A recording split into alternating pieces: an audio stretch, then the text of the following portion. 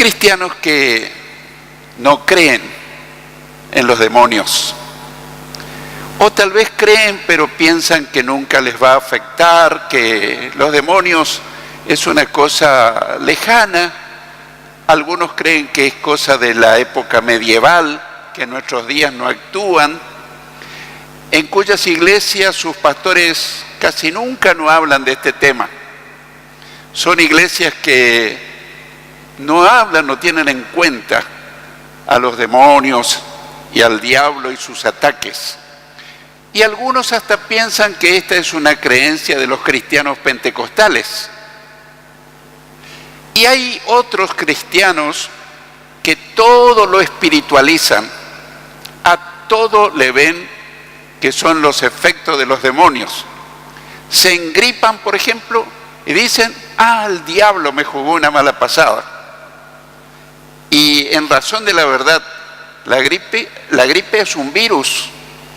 Un virus que se puede contagiar el cristiano más santo, el más consagrado, o si se tropieza, se cae, tiene un golpe, dice el diablo.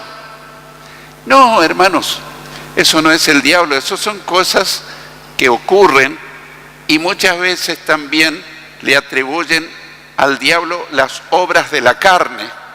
Fulano de tal cayó en adulterio, otro cayó en fornicación, el diablo tuvo la culpa. La Biblia no enseña eso, la Biblia enseña que esas son las obras de la carne. Cuando uno no es consagrado a Dios, cuando uno no es temeroso de Dios, de hecho que vamos a cometer muchos deslices, muchos pecados, muchas cosas que a Dios no le agrada, que son pecados. Entonces tenemos los dos extremos. Aquellos que son escépticos, incrédulos, que no creen en todas las fuerzas invisibles del mal, y está el otro extremo, que todo lo espiritualizan. Nosotros debemos ser cristianos equilibrados, o más todavía, cristianos bíblicos. ¿Qué enseña la Biblia? ¿Qué enseña la palabra de Dios? Y en esta ocasión vamos a ver cómo la palabra de Dios habla claramente acerca del diablo, de los demonios, y cómo ellos tienen estrategias para atacarnos, para dañarnos, para perjudicarnos. Así que vamos a ver la armadura de Dios y las armas espirituales que Dios nos da para que nosotros podamos salir vencedores cuando ellos nos atacan. Vamos a estar buscando en Efesios capítulo 6, versículos 10 al 21. Efesios 6, 10 al 21. Yo estaré usando la Reina Valera contemporánea. Efesios 6, 10 al 21 dice: por lo demás, hermanos míos, manténganse firmes en el Señor y en el poder de su fuerza. Revístanse de toda la armadura de Dios para que puedan hacer frente a las acechanzas del diablo.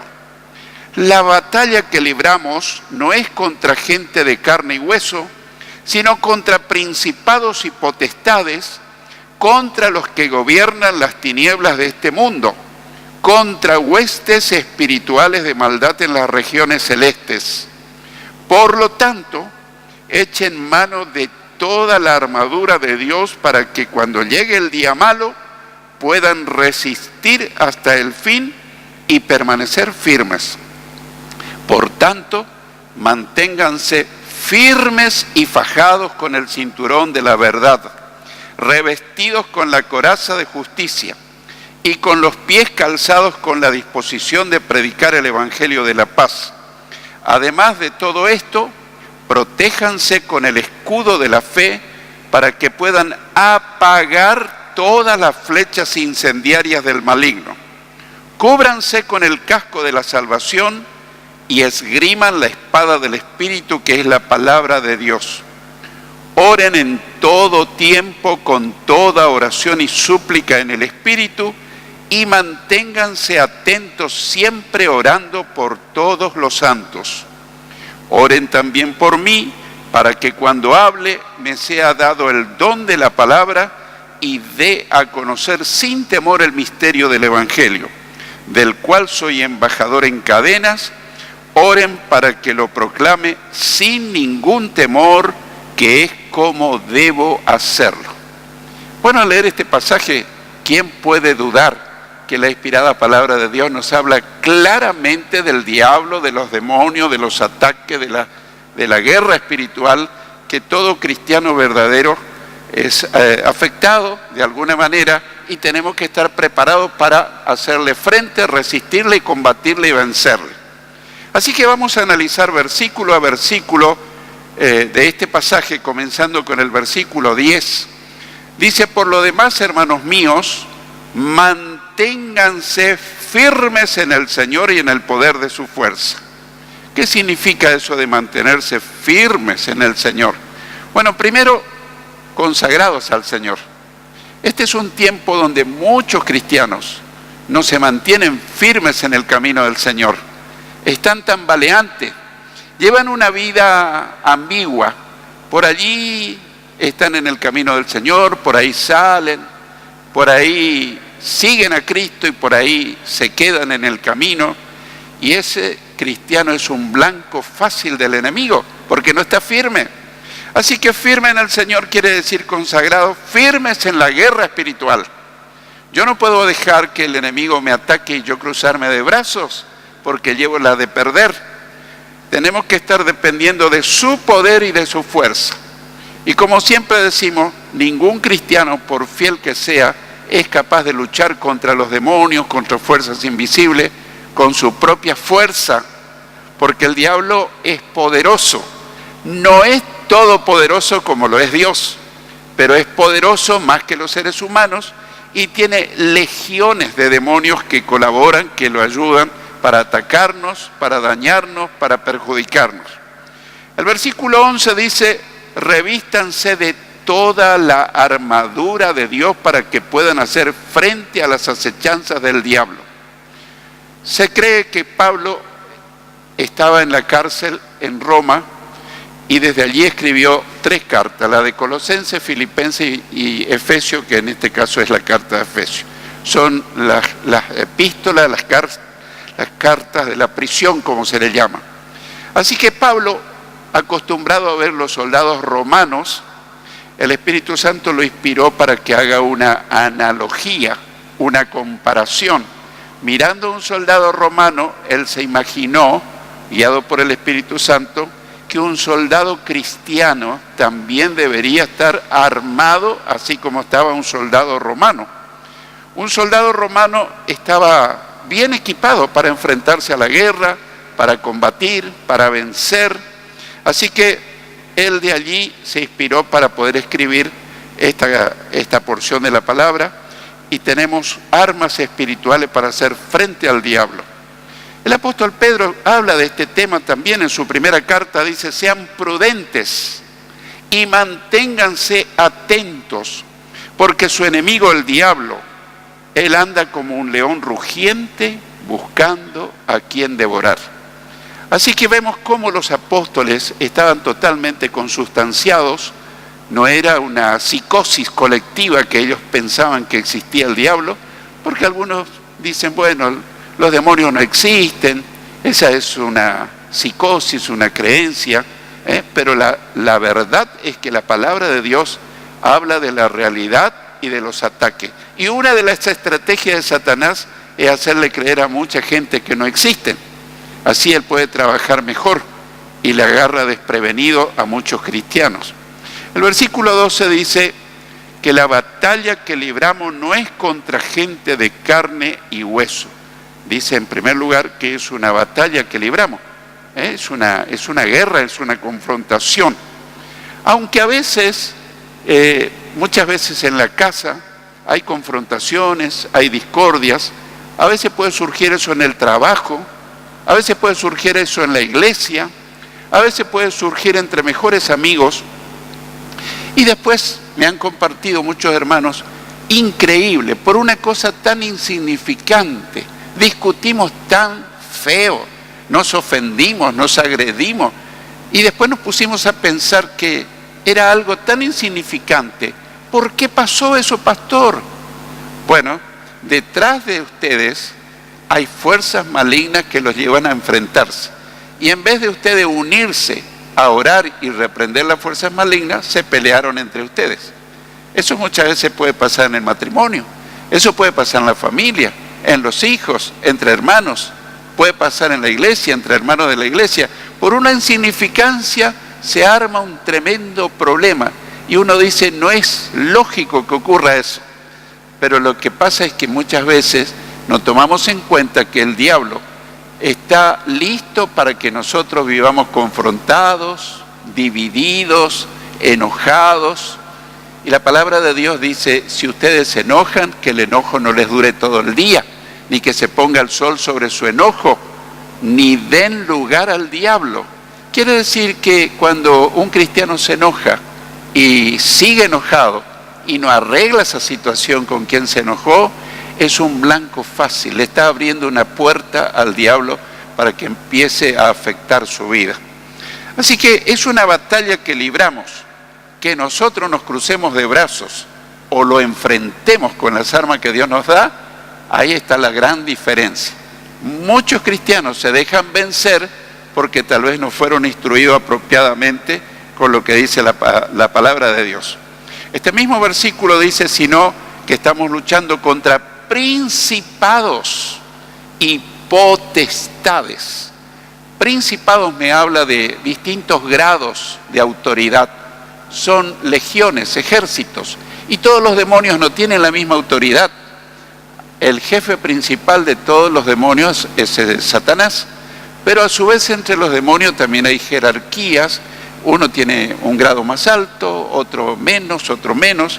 Por eso dice hay principados y potestades, nos habla de poder, espíritus poderosos, que están bien organizados, están mejor organizados que muchos cristianos y están todos bajo el control de Satanás.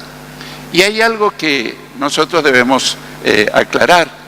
Siempre podemos decir, Satanás me atacó, Satanás me atacó. Y uno de España puede decir lo mismo y otro de Alemania puede decir lo mismo. Pero eso no es verdad. El que le ataca no es el diablo, es un demonio o una legión. ¿Por qué? Porque Satanás no es omnipresente. Solamente Dios es omnipresente. Quiere decir que Él puede estar presente en todo el universo al mismo tiempo. Pero Satanás no está presente acá y al mismo tiempo está en España. Pero se intercomunican con sus demonios y Él da órdenes para que esos demonios allá en España, allá en Alemania, aquí en Argentina y en cualquier parte estén bajo la directiva y las órdenes del diablo. Este mismo verso dice, contra los que gobiernan las tinieblas de este mundo. Los que gobiernan las tinieblas de este mundo. Está hablando de la fuerza demoníaca, sobre la gente que no sigue a Cristo. La gente que no sigue a Cristo directamente está bajo el control del diablo, está en el reino de las tinieblas. Jesús dijo algo muy significativo, dijo, yo soy la luz del mundo, el que me sigue no andará en tinieblas. Yo soy la luz del mundo, el que me sigue no andará en tinieblas, sino que tendrá la luz de la vida. Así que cuando uno está siguiendo de verdad a Cristo, el diablo no puede atacarnos, porque la presencia de Cristo está en nosotros. Y Él para hacernos algo tiene que pedirle permiso a Jesús. Por eso es muy importante que nuestra comunión con Jesús sea permanente, sea una unión estrecha. Porque cuando Jesús está en nosotros y llena nuestra vida a plenitud, el diablo ni siquiera se acerca a nuestra vida. Pero cuando nosotros vivimos la cuerda floja, llevamos un cristianismo mediocre, sin oración, sin consagración, si no confesamos nuestra falta, si andamos en rencor, si andamos enojados, si andamos haciendo cosas que no debemos hacer, entonces sí, el diablo nos ataca y hasta nos puede jugar una mala pasada. Este mismo verso dice, contra huestes espirituales de maldad en las regiones celestes. Otras versiones dicen las regiones celestiales. Otras versiones dicen los cielos. Y por allí alguien dice, ¿cómo puede ser? No es que Dios está en los cielos. Tenemos que aclarar que hay 3 cielos. Primer cielo, segundo cielo, tercer cielo. El primer cielo es la atmósfera que rodea la tierra. El segundo cielo ya es el espacio exterior donde se mueven los astros, los planetas, los satélites, ya es el segundo cielo. Y el tercer cielo o paraíso es la morada plena, el trono de Dios. Si bien es cierto que Dios está en todas partes, pero el trono de Dios está en el tercer cielo. ¿Y cuánto está de lejos? Bueno, decir eso casi es incalculable. Ustedes saben que la luz se desplaza a 300.000 kilómetros por segundo. Cuando uno alumbra así, no pensemos que está instantáneamente llegando la luz, sino que se desplaza la luz a 300.000 kilómetros por segundo. Y los astros más no tan lejanos están algunos a 30.000 años luz, a 60.000 años luz, a 100.000 años luz. Así que, ¿a cuánto está el tercer cielo? Bueno, tal vez miles de años luz. Y todavía alguien se estará preguntando, ¿y cuando un redimido, un salvo, parte de este mundo, cuánto le cuesta llegar al tercer cielo? Al instante, porque sale de la dimensión humana. Para la dimensión del espíritu no hay espacio y no hay tiempo. Cuando cierra sus ojos, se detiene su corazón y exhala su último aliento, al instante está llegando al tercer cielo, a la presencia misma de Dios. Es realmente sorprendente, pero así es, hermano, así es. Entonces, el tercer cielo está lejísimo, miles de años luz. Ahora, ¿por qué digo todo esto? Porque dice que las huestes espirituales de maldad están en las regiones celestes. Hay algunos comentaristas que piensan que se desplazan en el segundo cielo, otros en el primer cielo. Yo personalmente más me inclino a creer que están acá en la atmósfera, en el primer cielo, desplazándose, atacándonos, haciendo daño. Es probable que vayan y vengan al segundo cielo, pero yo más me inclino por pensar que ellos se mueven en el primer cielo, acá rodeando el planeta. El versículo 13 dice, por lo tanto echen mano de toda la armadura de Dios para que cuando llegue el día malo puedan resistir hasta el fin y permanecer firmes. Aquí nos está hablando de algo importante, que ocupemos toda la armadura de Dios. La armadura de Dios se trata de un grupo de armas espirituales. Y es probable que nosotros ocupemos una, dos o tres, pero la verdad es que son varias. Son como 7 armas espirituales que las vamos a ver. ¿Para qué? Para que podamos resistir al diablo, para que lleguemos al fin y podamos permanecer firmes. Una de las estrategias del diablo es apartarte de Dios, es hacer que te enfríes, es hacer que comience a menguar tu vida espiritual, te pone trabas, te pone inconvenientes, te ataca, te hace pensar que Dios no es real, que Dios no te ama, que Dios no te ayuda. Eso ataca a través del pensamiento. Eso hizo con Jesús en el desierto. Si eres hijo de Dios, di que estas piedras se transformen en pan. Lo atacaba en la mente para que Jesús le hiciera caso, pero él resistió a todas las estrategias del diablo. En el versículo 14 dice, por tanto, manténganse firmes y fajados con el cinturón de la verdad.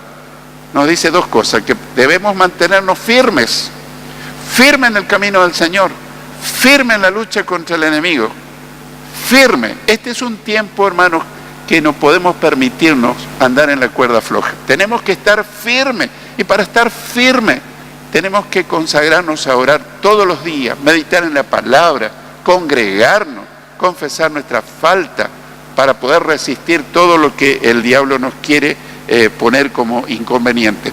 Y aquí nos presenta la primera arma del soldado cristiano, el cinturón de la verdad, el cinturón. Nosotros sabemos, el soldado romano tenía un cinturón que ajustaba todo su atuendo, toda su vestimenta con armamento. Y bueno, los varones que usamos cinto, ¿qué pasaría si no usamos cinto? Se nos va a caer el pantalón. Bueno, algunas damas también usan cinto, ¿no es cierto? O tal vez usan un poquito más ajustado su ropa, pero el cinturón es básico. Ahora, este cinturón tiene un nombre muy especial. Se llama la verdad. El cinturón que hace que todas tus demás armas estén listas sin que se pierdan, que se caigan, se llama verdad. ¿Y qué significa eso? Hablar la verdad, andar en la verdad, conversar la verdad, porque cuando mentimos estamos usando el cinturón del diablo. Pero cuando hablamos la verdad estamos usando el cinturón que nos da el Señor. Y Jesús dijo, yo soy la verdad. De manera que si Cristo está con nosotros tenemos el cinturón que nos va a proteger. Y Jesús dijo un día a los judíos que habían creído en Él, si ustedes permanecen en mi palabra, serán verdaderamente mis discípulos y conocerán la verdad, y la verdad los hará libres. Así que es muy importante, cada que te vengan deseos de mentir, entonces tenés que pensar un momento, no, porque se me va a caer el cinturón. Y cuando se cae el cinturón, todas las demás armas se me pueden caer. La verdad. Luego dice, revestido con la coraza de justicia. Es la segunda arma, la coraza de justicia. ¿Qué era la coraza en el soldado romano? Era una protección que le protegía el pecho y la espalda. El pecho y la espalda. Vemos en nuestros policías actuales que a veces tienen algo que le cubre, que son antibalas, ¿no es cierto? Así que la coraza de justicia, que es la segunda arma que presenta, era lo que le protegía el pecho y la espalda al soldado romano. Pero al soldado cristiano también tiene una coraza de justicia.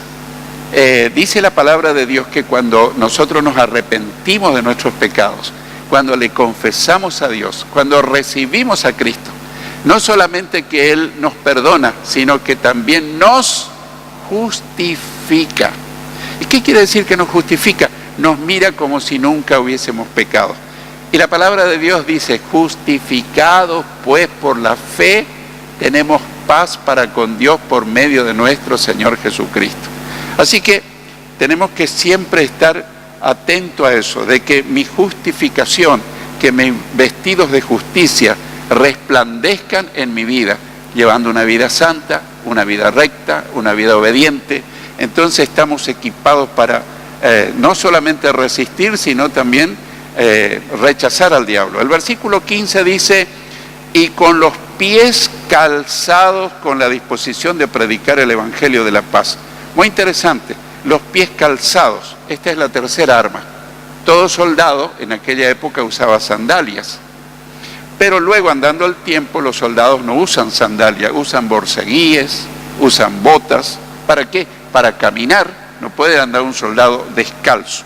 Ahora, en la simbología que estamos mirando, cuando un soldado cristiano camina para llevar el conocimiento de Cristo, para llevar el conocimiento del Evangelio, él está ocupando un arma poderosa, porque evangelizar es hacer guerra contra el diablo. Por eso muchos cristianos no evangelizan.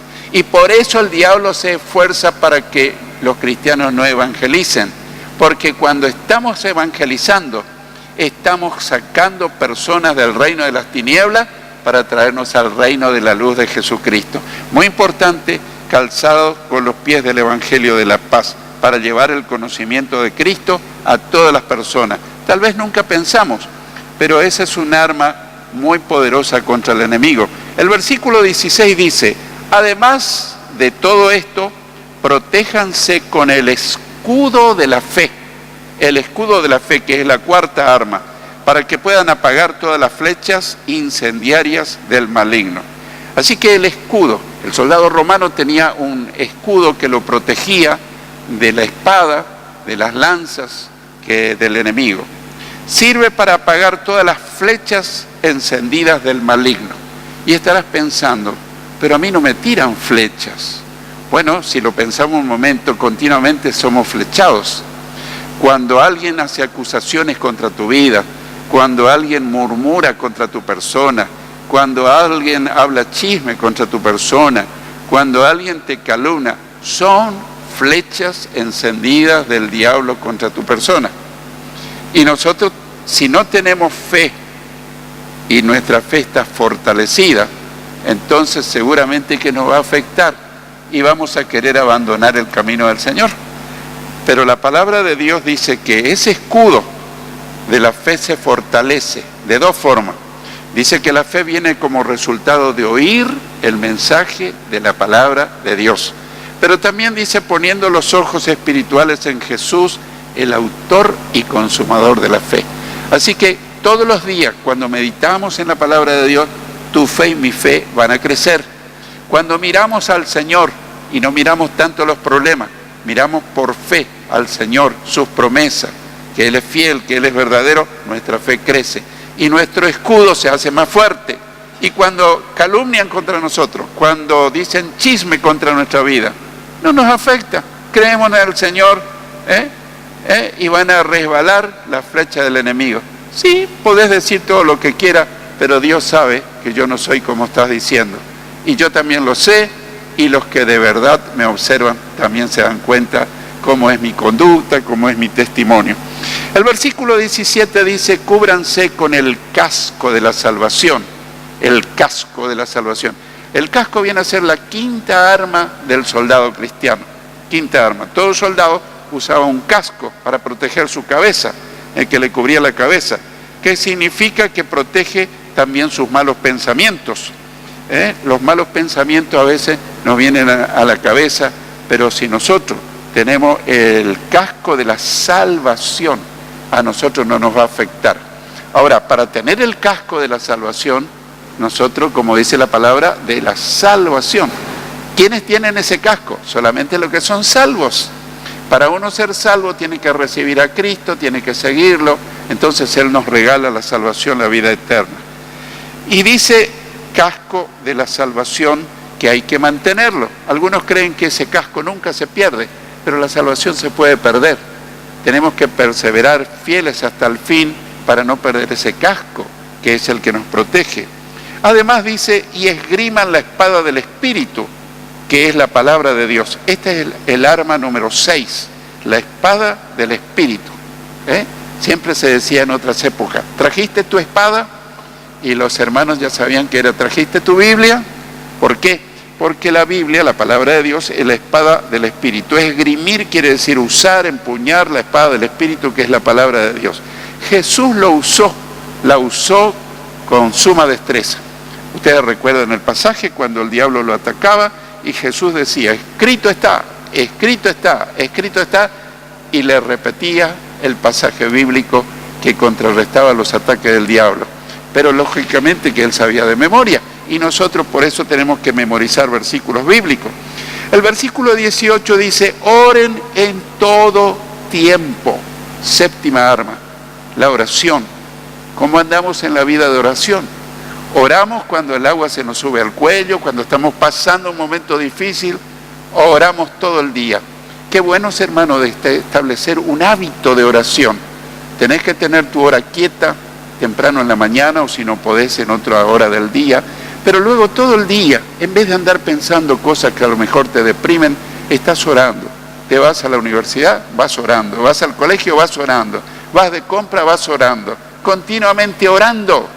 Entonces la oración continua es un arma poderosa contra los ataques del enemigo. Con toda oración y súplica en el Espíritu, quiere decir guiado por el Espíritu Santo. Cuando nosotros le decimos al Espíritu que nos diga por qué orar, enseguida viene a nuestra mente, a nuestro corazón, los motivos de oración. Siempre orando por todos los santos, orando por todos los hermanos. Por eso nosotros estamos tratando de establecer un hábito de que todos tenemos que orar por todos, porque entonces todos van a orar por nosotros. Esa es la vida de oración de la iglesia, todos orando por todos. El versículo 19 dice, oren también por mí, dice el apóstol Pablo, para que cuando hable me sea dada el don de la palabra y dé a conocer sin temor el misterio del Evangelio. ¿Qué es eso del misterio? Antiguamente no se sabía que iban a ser salvos todas las personas que se arrepentían. Pensaban que solamente el pueblo de Israel iba a ser salvo. Así que Pablo pide que oren por mí. Yo te quiero hacer una pregunta. Para cada culto, ¿orás por mí para que yo predique lo que Dios quiere? ¿O simplemente venís a escuchar lo que Dios te va a hablar? Es muy importante que se ore por el predicador, ya sea el pastor de la iglesia, ya sea alguien que nos visita, ya sea un hermano que va a explicar por qué. Como le decía antes de comenzar este estudio, la oración es la que hace que un mensaje, una enseñanza, cale profundamente en el corazón de una persona, porque si no es simplemente una enseñanza intelectual. Y por último el versículo 20 dice, del cual soy embajador en cadenas, dice el apóstol Pablo. ¿Por qué? Porque él estaba preso por predicar el evangelio. Oren para que lo proclame sin ningún temor, que es como debo hacerlo. Quizás te pase que querés predicar el evangelio y tenés temor. ¿Con qué vas a vencer el temor? Con oración, porque ese temor te lo coloca a lo mejor el enemigo para que no hagas lo que tenés que hacer. Concluimos pensando, ¿hay demonios que nos atacan? ¿Sí o no? Después de estudiar todo este pasaje. Por supuesto que los hay, que nos atacan, no hay la menor duda, Pero quien usa toda la armadura de Dios tiene la victoria asegurada, la palabra de Dios que dice, las armas de nuestra milicia no son carnales, sino poderosas en Dios para la destrucción de fortaleza. Con Dios tenemos la victoria asegurada. Con Dios somos más que vencedores. Con el Señor en nuestra vida no hay diablo ni demonio que nos pueda vencer. En el nombre de Jesús somos más que vencedores.